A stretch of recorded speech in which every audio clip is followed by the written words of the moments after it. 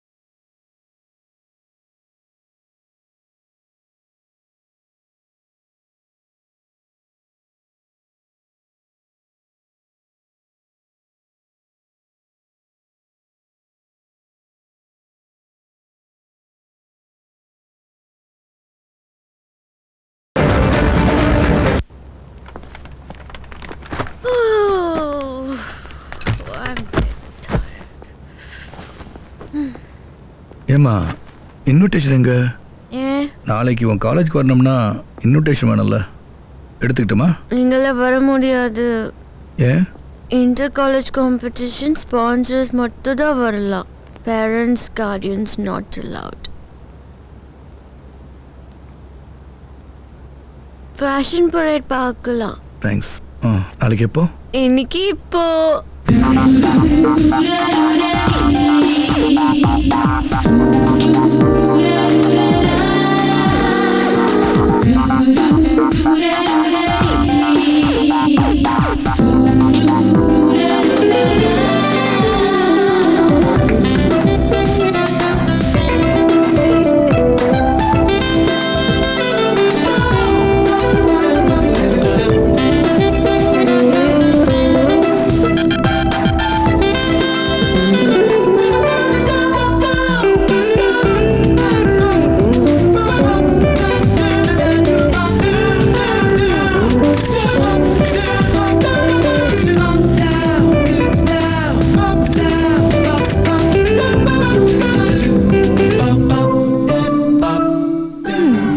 எப்படி இருக்கேன்? அப்படியே உங்க அம்மா மாதிரி இருக்கமா? ஓ,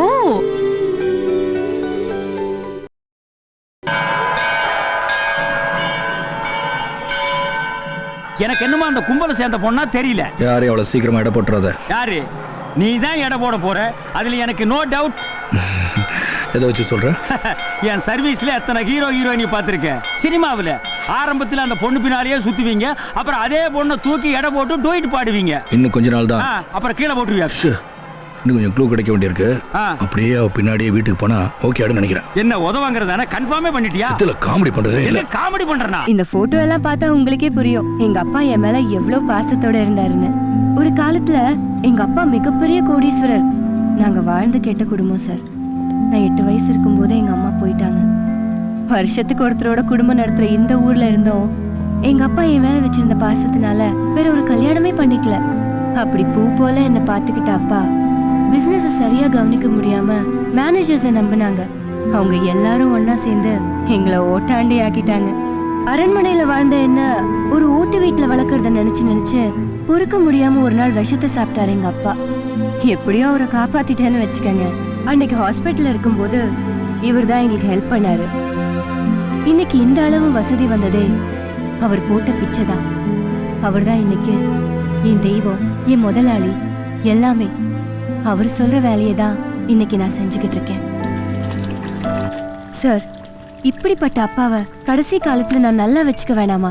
அதான் எங்க அப்பாவுக்காக நான் என்ன தொழில் பண்ணாலும் தப்பு இல்லைன்னு முடிவுக்கு வந்தேன். அவர் இருக்கிற வரைக்கும் ராஜாவா இல்லைனாலும் காரு பங்களான்னு வசதியா அவரை வச்சு காப்பாத்த இந்த கடத்தல் தொழில் தான் எனக்கு காசு கொடுக்குது. சார், எங்க அப்பாவை இந்த நிலைமையில வச்சிருக்கிற என் பாஸையும் எங்க அப்பாக்கு ரத்தம் கொடுத்து காப்பாத்தின உங்களையும் சாகுற வரைக்கும் மறக்க மாட்டேன் சார். என்ன நடந்தாலும் மறக்க மாட்டியா? சத்தியமா இவங்க 2 பேரையும் சாகுற வரைக்கும் மறக்க மாட்டேன். யார் அந்த இருமல்? எங்க அப்பா. வாங்கப்பா. எங்க அப்பாக்கு இந்த கடத்தல் விஷயம் தெரியாது. நான் ஜஸ்ட் பப் சிங்கர், அவ்வளவுதான். ஓகே, வாங்கப்பா. யார் வந்திருக்காங்க தெரியுமா? இவர் யாருன்னு சொல்லுங்க. இவரை தெரியாதா? ரத்தத்தின் ரத்தம்.